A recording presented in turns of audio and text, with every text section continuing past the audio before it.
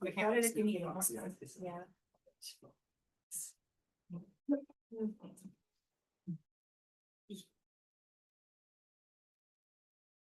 I feel like a monk on his cell phone is a picture that I need. Well, You don't see every day. that's right.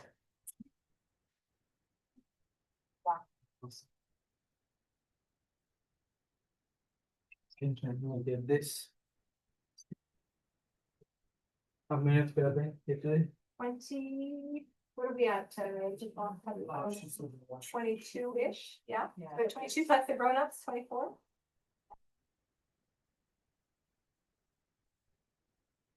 Is there somebody in the washroom, right? Yeah, I'm pregnant teacher. okay. All right. Can you hear me? Yes. So, very good afternoon to everyone. I'm Bante J, resident monk of Buddhist Congress of Canada. The place known is as Hilda Devardhanarami. You're from St. Michael High School, grade 11.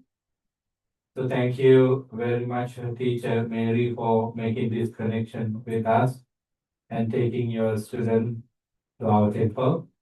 This is originally called Buddhist Congress of Canada. That's the organization that we started with. And the temple of the organization is called Hilda Devardhanarami. So you are warmly welcome for our temple once again. And the session we conduct today is for 1 hour. It includes an introduction about the place and also some key concept of Buddhism. And then we do a guided meditation for about 10 to 15 minutes. So there will be a Q&A session after it. So you can ask any questions about Buddhism as you are taught in the class.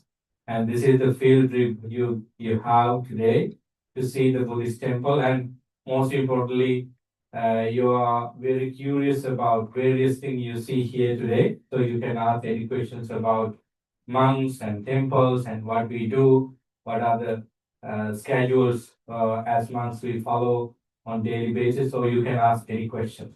Okay. So as I told you, I'm Bante J, and there are other Bantes here. Bante is a name for Buddhist monks from Pali language. The Pali is the language that the Buddha taught in 6th century BC.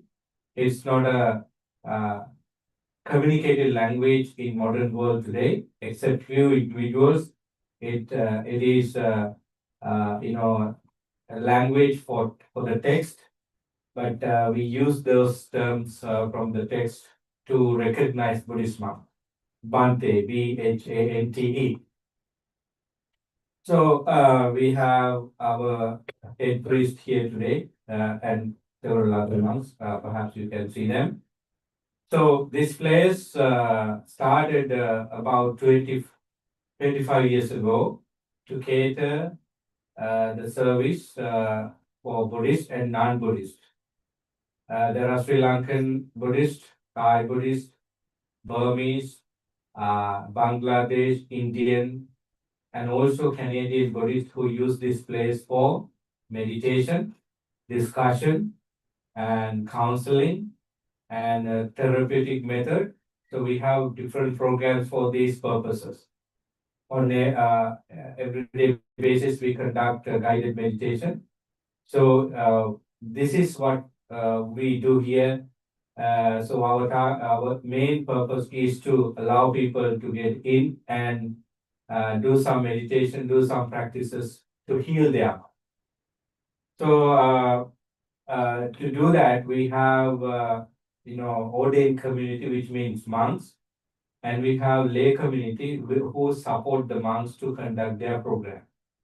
So you don't see a particular pagoda and architecture of that Buddhist Buddhism really on, because this temple is still renovating and developing to that state. But if you go to a particular Buddhist monastery, you see those items that we usually use. You can see the replica of pagoda here. So in Sri Lanka, in India, in Thailand, in Burma, and other Buddhist countries, you can see huge pagoda. So we are originally from Sri Lanka. Sri Lanka is located down south of India. It's an island nation, and it is a Buddhist country. And Buddhism basically means what the Buddha taught, and it was started in 6th century BCE, 500 years before the Jesus Christ was born and enlightened according to you. And he, of course, taught Dhamma. Dharma is a Pali word or Sanskrit word again, to the teachings of the Buddha. The main teaching of the Buddha is called Four Noble Truths. I think you have heard about it. Did you? Right? Were you studying Buddhism in a religion class, right? So, if I talk about the demography of Buddhism in the world, as far as I know, it is the fourth largest religion in the world. Christianity, and then Islam, Hinduism, Buddhism would be the fourth, as I remember. So Buddhism has two branches: Theravada Buddhism and Mahayana Buddhism. So we practice Theravada Buddhism along with Thailand, Burma, Sri Lanka, and Laos, Cambodia. These countries practice Theravada Buddhism. It means that we practice the teachings of the Buddha to attain enlightenment as disciples, right? So our main target is to practice the Noble Eightfold Path, to realize the Four Noble Truths, to attain enlightenment. What do you mean by enlightenment? It's a kind of opening your mind to the truth or reality, and eradicate all kinds of negative emotions from your mind, and then your mind is clear and clean. When your mind is undisturbed by any unwholesomeness, it's called enlightenment. Enlightenment. So the very word we use in Pali and in Sanskrit and in our own tongue is Nibbana. It's called absence of greed, hatred, and ignorance. So I told you that the basic teaching of the Buddha is the Four Noble Truths. It talks about the noble truth of suffering. How could the suffering be noble? Because suffering is really bad. It talks about the reality of life, not only humans, but every living being. And suffering is really bad, once again. And when you understand that there is suffering in your life, so you're going to try out to take your life out of suffering. And in order to do that, you have to practice some methods, follow some principles, believe that you can do these principles. Then you become a noble person. This is one reason why we call the noble truth of suffering. The other thing is this suffering that we talk about under the umbrella term Four Noble Truths is universal. Right? It is not relevant to you and me and animals and other living beings, invisible living beings. So this suffering the Buddha talks about is relevant to everyone. No one can escape from it. Right? Everyone experience stress, depression, aging, being sick is another suffering. Nobody can escape from this, despite the society, the environment you live.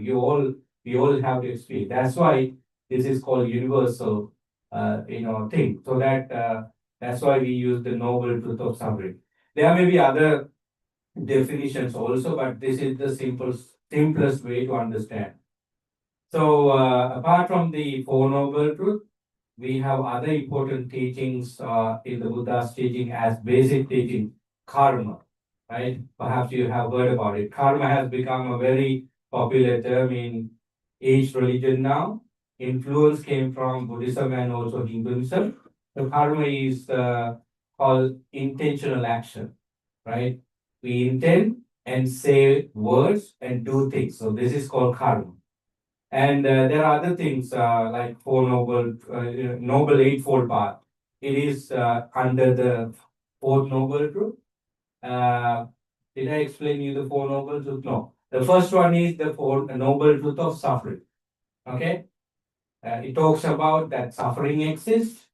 We all suffer from this and that. So there are categories of suffering. And the second noble truth is the cause of suffering. It talks about the reason why suffering arises. What do you think? How suffering arises? It is because of craving. Tanha is a kind of a strong desire to exist. So that is the, when you have this craving, thirsty for wanting, you're going to suffer. You're going to have expectation. So expectation, hopes also come under crave. And then the third noble truth talks about the going away from suffering. We can do that. So suffering should be stopped, and it is a reality. That is being discussed in the third noble truth. But how do we get out of suffering? That is being discussed in the fourth noble truth. And there we have the noble eightfold path. If I say this in a simple, terms, I think you will understand the mechanism of Four Noble Truth. Suppose you are sick. Now you have fever, bodily pain, and you don't find any comfort there. So that's like suffering. It's suffering. And why this fever, pain in the body is there? Because you get wet and stay outside without a jacket. So that's why you have fever. So fever is suffering, and how suffering come into exist because of exposure to cold weather outside without a jacket. So it's like craving. And now, how do we get out of this? So can we get out of this? Yes. The belief that I can get out of this and true principles working on is coming under the third and fourth noble truth. So now you have to take medicine. So taking medicine is the way to get out of it. And how do we take medicine? Go to the doctor and get a prescription, go to the drug mart or whatever pharmacy you use and drink it and have it and get enough rest. So that's how you slowly manage to get out of the fever. So now we see the formula of the four noble truth is going to work on every matter in our life.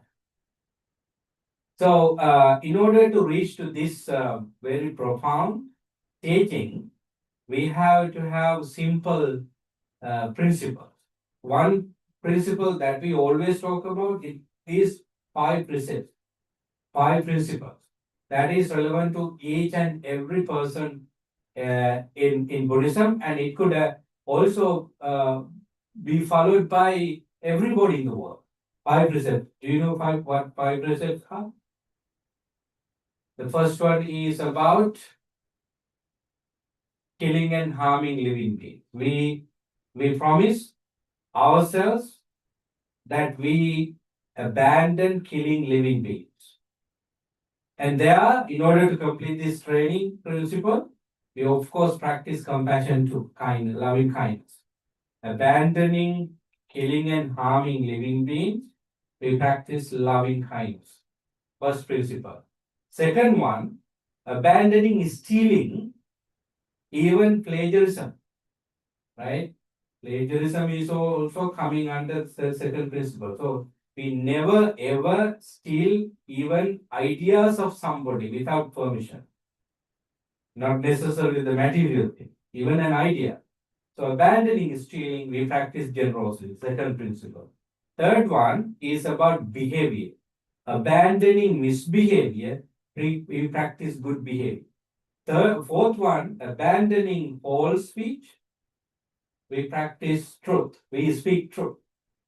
And then abandoning taking drugs and drinks that cause heedlessness, we practice mindfulness. These are the five principles. At least abandoning from these wrongdoing is quite good enough for one to become morally wholesome. That is the basic way to reach to the reality and peace and happiness. So when you practice these five principles on an everyday basis, not only you become happy, but you have provided others happiness. You have given happiness to others because there is a guarantee that you do not violate any moral principle so that everybody around you is going to like you very much. So Buddhist principles always based on how to be happy, how to make others happy. That's the very basic principles of all these things. Unless you become happy by following the principle, there is no purpose of following principles. So we need to become happy. So happiness, the highest level of happiness is nibbana. Actually, nibbana, enlightenment, as I said earlier, is the clarity of mind, purity of mind, and there you have a happiness because uh, you don't become a victim of suffering anymore. You might have a physical suffering. Enlightenment means, my friend, is not turning your body into a very particular status, but it is a total transformation of your mind from unwholesomeness to wholesomeness. Right? Okay, I want to focus another thing here. I told you that practicing five principle is really necessary for reaching to peace and happiness. And the other thing is charity. We have to practice charity to get into this level of happiness. We give food items, clothes, medicine, and our time and energy also could be given to somebody else happiness. So that is another wonderful practice we always do to reach to that happy state of mind. And then we, as a monk, uh, I have different rules to practice, but it could also be practiced by lay people depending on their vision. So now I would like to turn into how this composition of disciples come into exist. So we have four disciples, male and female ordained monks and nuns, and technical term for this is bhikkhus and bhikkhunis. You might find them in the internet. And then lay followers also have two categories, male and female. So before this, I just want to turn to the Buddha, right? The very word Buddha means the one who realized. It's a title given to someone who realized, who understood everything about life, everything about the world, everything about universe. The Buddha, lived in India in 6th century BCE. Before he, turned his mind into the truth, he was called Prince Siddhartha or Gautam Siddhartha. His father and mother was King Suddhodana and also Queen Maya. He belongs to a royal family. In current map, you see this between India and Nepal. So he was born in Nepal, Lumbini, but he lived in India most of his life, traveled in India, and at the age of 16, he got married to a Princess Yasodhara. At that time, that is the time period that somebody is qualified to get married physically. And then he lived as, Prince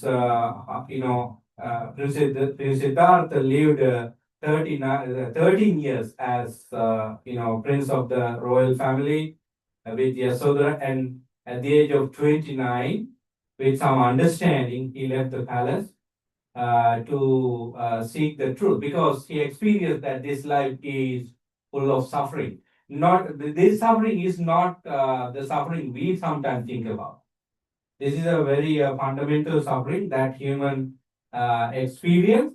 So he saw some signs in the society that some people get sick and it prevails for a long time, and then people die, and then we will experience a lot of suffering in our life in the society. So he saw that, and if I become into this state of suffering at some point of my life, what is the point of living in this palace? So I should find a solution for this suffering. That's how he thought, and he left the palace. When he left the palace, he got a son, but that did not prevent him from going forward in searching truth. So he meditated for 6 years. It's called self-mortification. He was, at the time of Prince Siddhartha searching the truth, the best method to find the truth was giving torture to this body. So he did not eat well, he did not sleep, he did not have a particular place to live. He slept under trees and caves, and it's full of suffering for the body. But he realized that this is not the path for realization of happiness and peace, and he turned into middle path, which we call noble eightfold path. So at the age of 35, he got enlightenment, which means he realized that everything is such, so that his mind stays calm and peaceful all the time. And he taught his teaching to all kinds of people in India for 45 years, and he passed away at the age of 80, leaving the teachings of the Buddha for disciples to carry on until today, and it will go even further because what he taught is not a religion. I should say this because uh, you know when we come to religion, we of course see the religion. Religion is always come with a kind of created God on top of everyone, and He has created us, and He has created everything, as you know. And these are the teachings that came through prophets, and this is how we live. But Buddhism is not included into that category because Buddha is not a God. Buddha is not a creator. He understood something from his experience through the development of his mind, as I said, Four Noble Truths and Noble Eightfold Path and so on. And he delivered it to people for their day-to-day practice. And at some point, we feel that our mind is free from troubles, free from craving, free from attachment, free from stress. That's called nirvana. That's called the ultimate reality we could reach to. So as a result, you are not going to reborn at any place after death. So he taught this for about 45 years, and he led disciples to carry this teaching for people, and that is what we practice today. So let me give you some ideas about what we do here. So as a monk, I became a monk when I was 12, and other monks, including the head priest, became monks in different stages of their life. So I became monk when I was 12, and there is a monastic procedure to follow. Right after you became monk, you have to share your hair. You see that I don't have hair, and I wear this robe. This is called robe. This is called color of renunciation. Orange, yellow, light red, brown. These are some of the colors monks will basically use. Those days, monks were in the forest monasteries, so that the color of the robe should be matching with the color of trees and the environment, so that they make this color. And you can see this from Hindu religion as well. So the hub of the religion in 6th century BC and afterward was India, and also South Asia and Asia. So most of those religious people wear such colors. So this is called robe. And if I talk about the daily practices, schedule that monks follow, we wake up in the morning, and our main and the first thing of the daily schedule is to come to this meditation hall and do some chanting and meditation for personal benefits as well as community benefit. When we practice Dharma, it is not only for us, but it's for everyone. Then we have a daily program. We do that, and then evening program we have, afternoon program. Like you guys came here, we have visitors for different reasons. So we cater them with compassion and kindness, and we take only 2 meals for big meals per day. If there is any medical reasons, we can take food in the evening. But basically, Buddhist monks takes breakfast and lunch. That's all. After it, we can have snacks and other things. So for 3 months of a year, we stay in one place, but our purpose is to practice Dharma for our benefits and travel all around to teach the Dharma for others. So last I want to come to meditation because that is the thing you perhaps know about Buddhism. Meditation is a technique to understand your mind and develop some good thoughts in your mind and live with that. It's a method we use to transform our undisciplined mind to a disciplined one. Okay. So you can see objects of Buddhist practices in this temple. These are some of the things we use it. Do you see that? It's a Buddhist flag, right? You see different colors: blue, yellow, red, white, orange. So this is the Buddhist flag, and each color has meaning, right? Universal compassion, generosity, wisdom. These are the things we, of course, symbolize these colors in the Buddhist flag. Now, I think I have been talking for 30 minutes, which is something I should change now. Let's do some meditation. Okay, would you like to do some meditation? Have you done have you done meditation before? Think we tried to still our monkey brains to try That's right. and breathe a little bit. But Okay, I want everyone to sit with cross leg if possible, because everyone has take cushion. And if you sit at the edge of the cushion and keeping your legs on the ground, then your back uh, would be straight, which is the good position for meditation. You can sit on the chair, don't worry.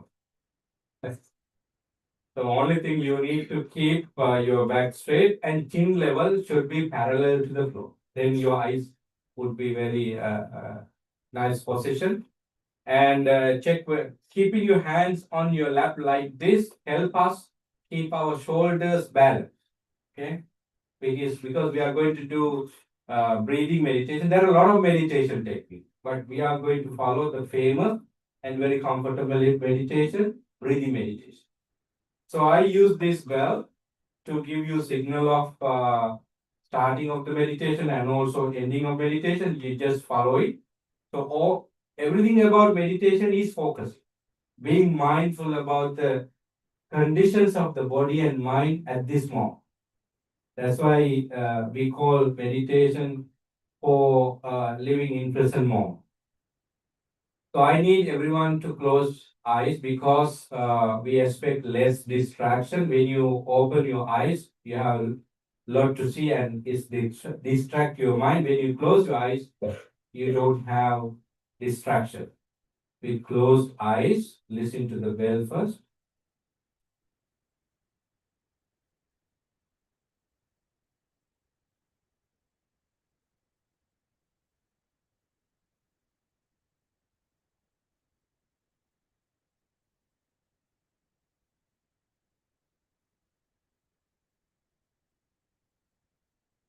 Listen to it until it disappears. Now your mind is not anywhere else but here with the bell. I ring it again.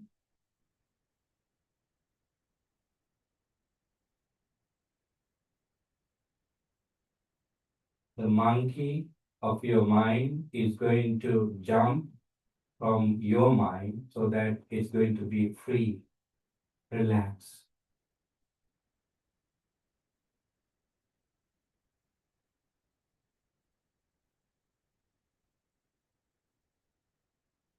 Now follow as I say.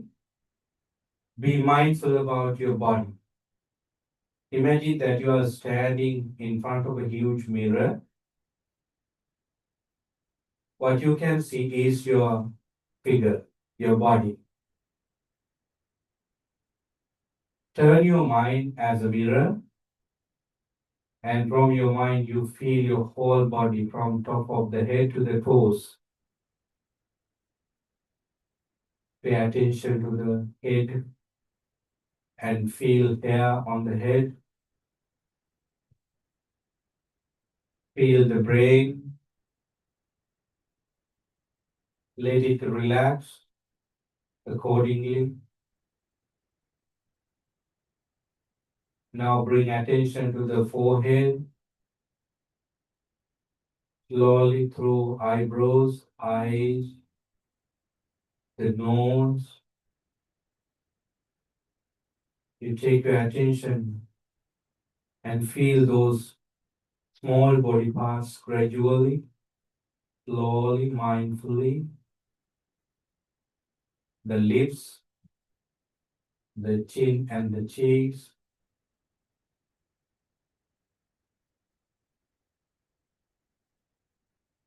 Now both ears,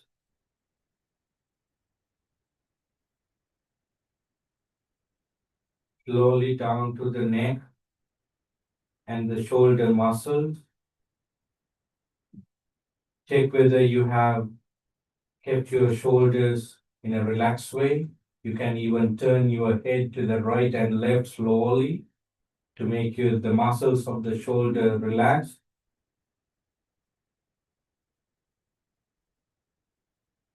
Then both hands from shoulder to elbow.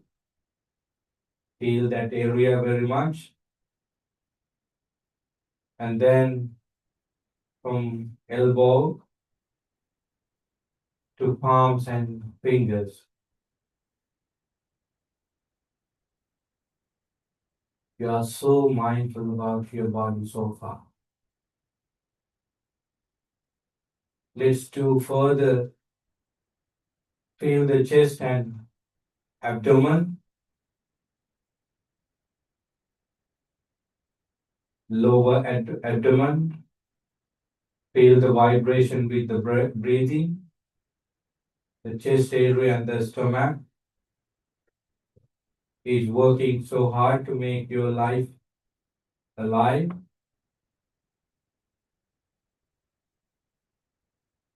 Now feel the back of your body too, the spine and both sides of the spine to the buttock.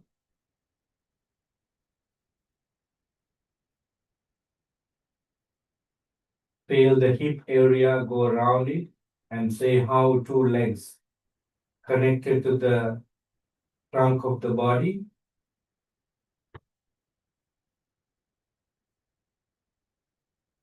Now scan both legs from top part of it to the lower part.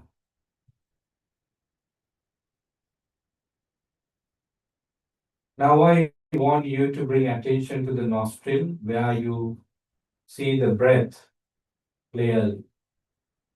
If you do not feel it well, take a long in-breath slowly, mindfully, and slowly breathe out. Breathe in.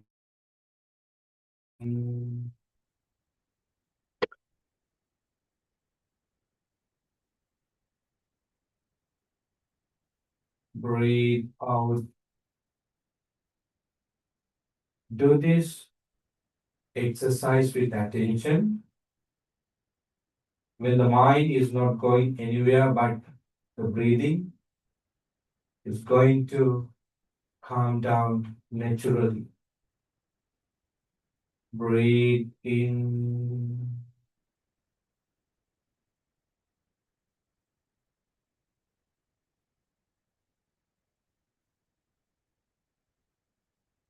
Breathe out.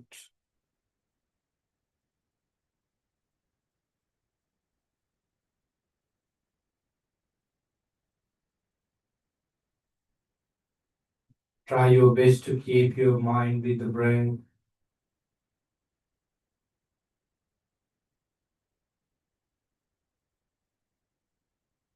This gives so much energy for your brain and heart and also other organs.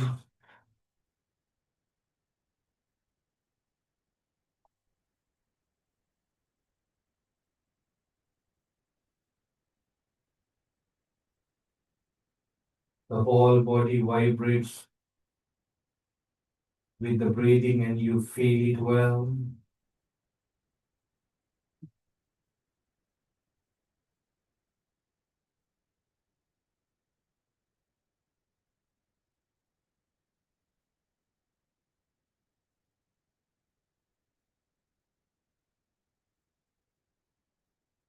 Just ask this question from you.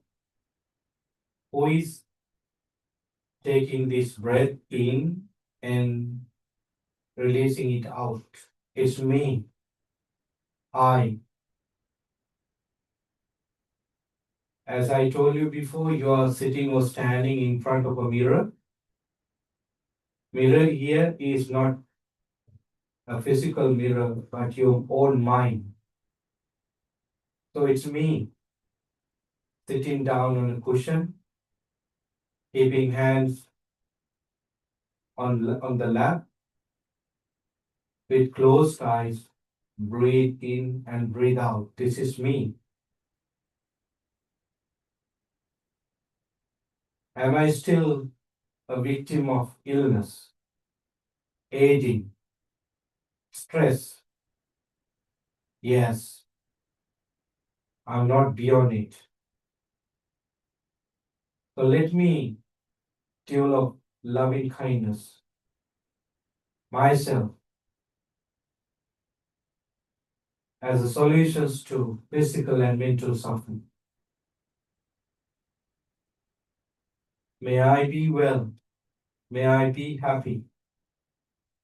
May I be peaceful. Have this wonderful thought in mind. Let it echo in your mind. May I be well. May I be happy. May I be peaceful. May no harm come to me. May no difficulties come to me. May no problems come to me. May I always be kind, compassionate, generous. May I always be calm and wise. May I be well. May I be peaceful. May I be healthy. Let these words pop up in your mind one after the other. Be mindful about such good feeling. May I be well. May I be happy. May I be peaceful. Not only myself, but my parents, my siblings, my family members, and those who love me. In that you might find your friends, relatives, teachers. May they also be well, be happy, be peaceful. Anger, hatred, ill will, jealousy, anxiety are poisons for your body and mind. They are like fire that burns our bodies and mind. Do not harbor them in your mind, but these cool and like compassion, kindness, generosity, patient, live with them. May I be always be blessed with those wonderful qualities. Not only myself, those who I know and those who I do not know in the world, all humans, all animals, and other living beings in the vast universe. Be well, be happy, be peaceful. Live with this thought for a while.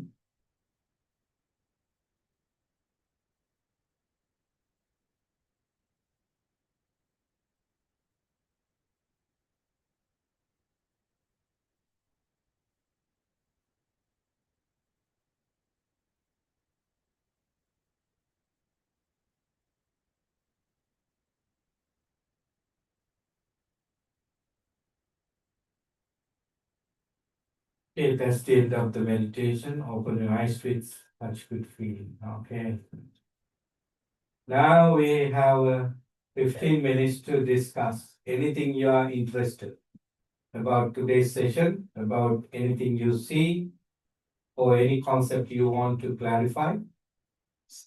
Please can ask any question. Yes. Why do you shave your hair is the question. Yeah. How many hours and hours you use for maintaining your hair? How much money and energy you use to maintain your hair? Actually, the idea of shaving our hair is related to our teaching, course of practice, because you are in this life to let go of all belonging. Because so long you keep your belongings, you are not going to release your mind from the attachment.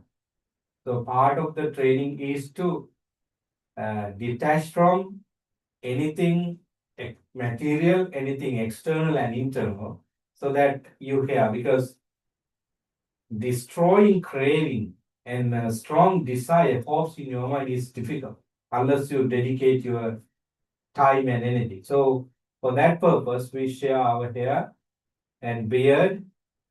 So that's why we do it, right? And it could also be a distraction for you and everyone else, basically for you. When you have a long hair, of course, in those days, those monks and nuns who live in the forest, they did not have time, they did not have resources to cut it every day, so that you can keep it, because hair doesn't mean that you have, you know, either clean your mind from impure thoughts or not. It's an external natural body part. Those who have long hair can develop their mind to the highest. But when the Buddha formed this organization called Sangha, monks, he recommended to share hair as a part of their training to let go of attachment. Right? So today we do it, and I see a lot of benefits of it. Did I give you a good answer? Okay. How did you become a monk and why did you choose to become a monk? Yeah, how did I become a monk and who decided that, right?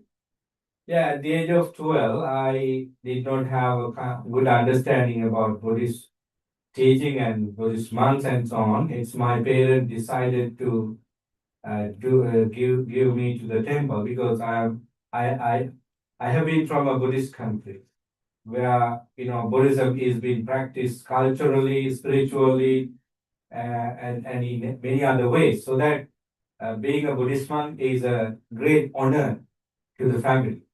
So I have 7 siblings and I'm the youngest. So my parents, they don't have any hesitations to give me to the temple to become a monk. And I was also like the idea of becoming a monk, because I knew one thing, that monks can travel free of charge. So I like to go around and see the country. And then I thought, yeah, it's a cool idea. That's all I did. I knew when I became a monk. So it's my parents' decision, and I supported it. Otherwise, it doesn't happen. So when after a few years, I understood that my parents had taken the best decision on me because I love my priesthood very much because I was doing well at the beginning and I enjoyed it very much and I went to monastic colleges to learn texts and then yeah, I went to the university after my basic education and I came to the United States in 2008 February for my big chapter in life. So I have been here in this part of the world since 2008 with things I could do for myself and everyone. So that is whole story of my monastic life in short. And of course, the rest of the Bantes here also have their own stories, but quite similar to it. Yeah. Spiritual asset we could get from this life is enormous. So not like lay people, we have a lot of time for our practice, and we are in such situation that we could help others as well because we learn the Buddha's teaching from the primary text, and at the same time we follow it and do certain practices to eliminate our mind from with teaching so that we are in good positions to share our insight so that this life is a gifted life. Any other questions? Yes. As a monk, do you decide where you go? Yes and no. If you are a senior monk, right, you have a lot of provisions to decide what to do and where to go and so on. But if you are a novice monk, let's say below 15 or 20, you are still under the guidance of your teacher so that you at the same time you are studying, right? These children, they are still in high school and their job is to study with the advice of parents and teachers and so forth. Once you become a higher ordained monk at the age of 20, right? So you have some provisions to go. But every time when we're in the monastic setting, in a temple environment, we have a teacher who of course talk to each other and decide things to do. And we follow these rules. We get permission from our teachers to go here and there. And if our plans are very good for ourselves and others, they allow us to go.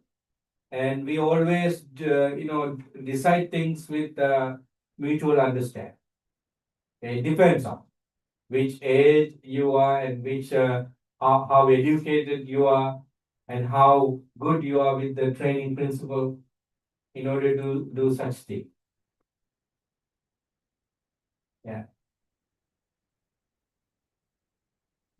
Whose idea or how did you decide to come? To the United States and Canada. Yes. Yeah, I think after my bachelor's, I was thinking of going out of the country. It's a kind of idea that young monks always have back in Sri Lanka. Then the head priest of this temple allowed me to come here with the invitation. Fortunately, I got the visa. So those days getting visa is not that difficult. So everything worked well. So my teacher in Sri Lanka, permitted me to go, and the teacher here also accepted me as a missionary monk. So that everything worked well. And I knew the fact that coming out of Sri Lanka is an opportunity to explore the knowledge, how as a monk, how can I develop myself with the spiritual practice as well as other ways of developing myself. So this curiosity actually allowed me to find opportunities and it worked well. Whereas some do not get the chance. Yes. Couple things. So we've been to the mosque and the synagogue today, and there's some things that seem familiar in every place. Everyone's got certain things that are similar. I wondered if with your meditation, is it a little bit like, are there certain times of day that you have to meditate, like they do in Islam, or they might do in a convent of religious sisters or priests? And I also wondered about sacred space, because this looks a lot like a house, and yet the temples in other parts of the world would look quite different. Are there things that make it a temple that it has to have to be a temple, or can you pray anywhere?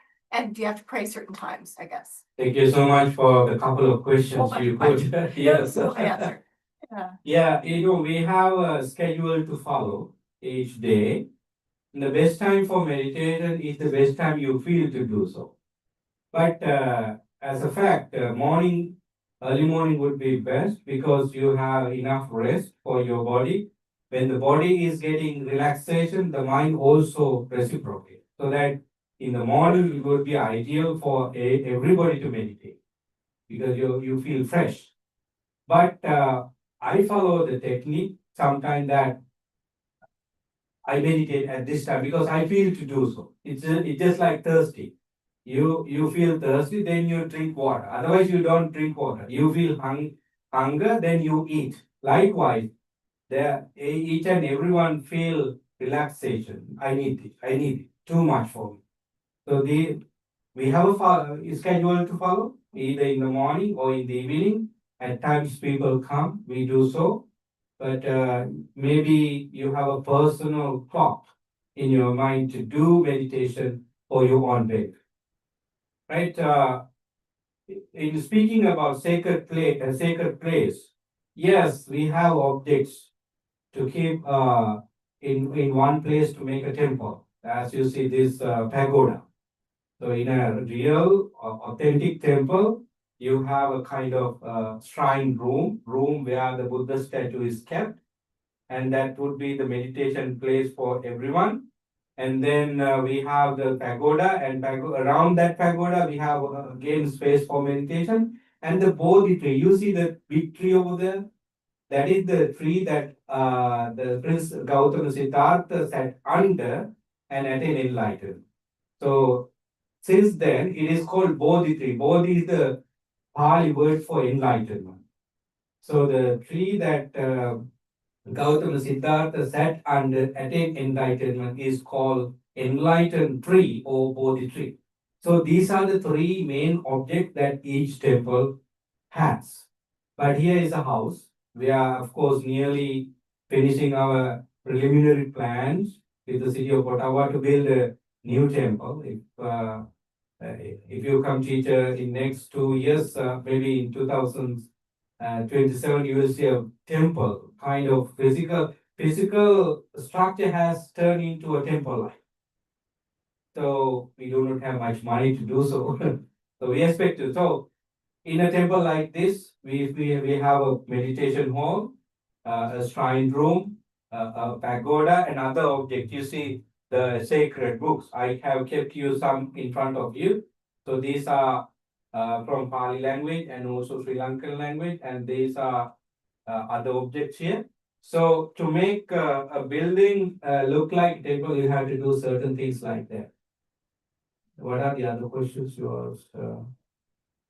Pretty much like that. I don't really get what this is. This is, Yeah. oh, that's a wonderful question. So in pagodas, we enshrine the relics of the Buddha. Anything Buddha used, including his body, bones and ashes. So we keep them inside of it and keep it as an object of veneration. You know, a little bit of In this, so you don't Okay. you don't have, but in big ones we have. Catholics do that too, Yeah, our yeah, own way, but usually with saints that are not. that's not right. Right. So this hand fan is being used by monks when they deliver sermons. Those days they did not have electricity to use, electric fan, and it is being used for that purpose as well as for concentration. When you keep it like this, you can concentrate well, and you can close your eyes, and you can cover your face and concentrate. So that is something that Sri Lankan Buddhist monk would basically use. And I show you the Buddhist flag, I show you other things. So you see flowers in front of the Buddha statue. So usually people come with flowers out of respect to the Buddha, they offer them first. First thing Buddhists do when they come to a temple, remove shoes and stop talking. They come to the shrine room mindfully. If they meet monks in between, they do respect. They kneel down and respect monks, and they come to the shrine room or the pagoda or the Bodhi tree, put the flowers or any item of veneration, and they kneel down and do that. They do chanting, they do silent meditation. So what they expect from these kind of practices is calm and peaceful mind. Right? How come there's lots of Buddha? Is it just one of those? How do you know which one is the Buddha? Do you just need one All with these the- statues represent the Buddha. Okay. We got can have many one. of them, so Okay. we keep them. Which is the one? Yeah, just one is enough. It looks nice. Yeah. Do people come daily? Some people come daily for meditation. 2, 3 people usually come for daily meditation. But it's difficult for you to come daily because we don't expect people to be at the temple on daily basis, because once you learn the technique and the principle, you can follow it anywhere. Because what we expect from Buddha's teaching is to absorb the teaching and live like a great human. So being human is quite enough in this teaching. Being a human means you live with compassion, kindness, understanding about the reality of your life. And if you want to uplift the status of your human, then you meditate and remove cankers of your mind, like unwholesome thoughts in your mind. Just block them completely. Then you are graded, you are elevated into a superhuman state. Buddha and all the enlightened beings were like that. So we don't expect everyone to come to temple every day, but they come in needs, which is okay. But practically people may not be able to come every day here during the weekend. They arrange alms giving here. I was telling you that people come with flowers, and not only that, they come with food items, because monks do not do jobs. They dedicate their life for learning, teaching, and so that lay people as a community provide them food, shelter, accommodation, medicine, and every need. So that they usually come. Every day people bring us food. Right? They support us with traveling and medicine and whatever we need. So they support us.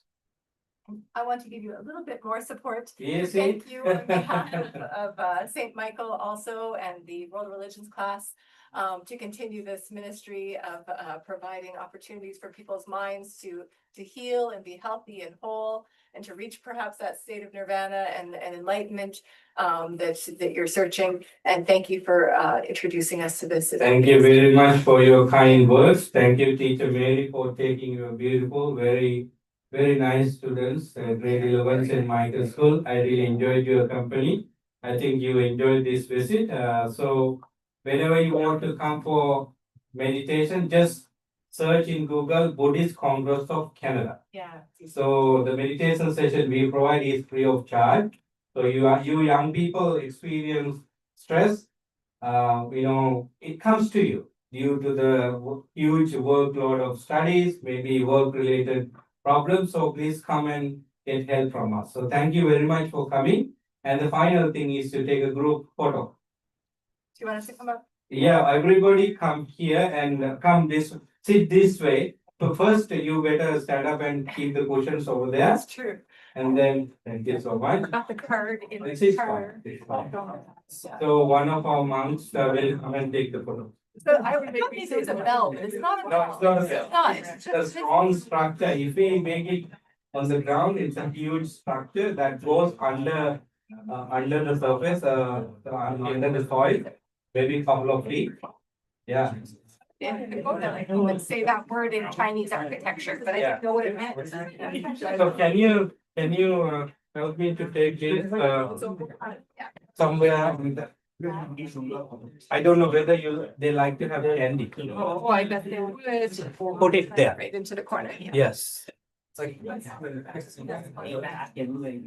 give me these two pens and put the cushion back over there. And you all guys can come sit facing this side. Kneel down would be good because.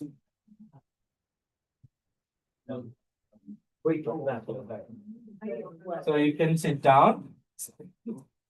And some of you can take it from here. Yes. Kneel down, facing this way. I will. Yes. Sit down. I have a phone. Who is going to take the photo? All right. So you come. You stand here. Come here. Yeah, why not? So one of the ways that Buddhists always greet like this. Put your hands together if you wish. Keep it closer to your heart. That means may you live a long life. I'm gonna go 1, 2, 3. Somebody's calling me, Prasad. Okay, hold on, this one. Wait, far away. 1, 2, 3. I hope that was good. Yeah, oh, good. Did you take a picture from this? Yes, I did, but then the phone also started ringing, so I feel a little bit like maybe I Oh, can do it yes, again it's just in fine. case. It's good? Okay, Yes, good, yes. good. Thank you so much. So you can have candy from me.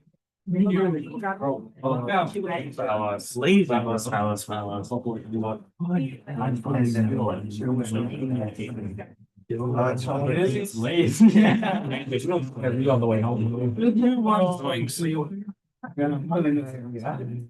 Yeah. Now it's I can't wait to go. Thank That's good. That's what I was feeling. My nose is so stuffed. you. So Lily, that'll be all your stuff. Big years? Yeah, he's from India and the part from India he has, Oh, really? Yeah. That's just. So I thought it was something No, significant. their face is big and Okay. they all, they were all 6 feet high. Yes, Okay.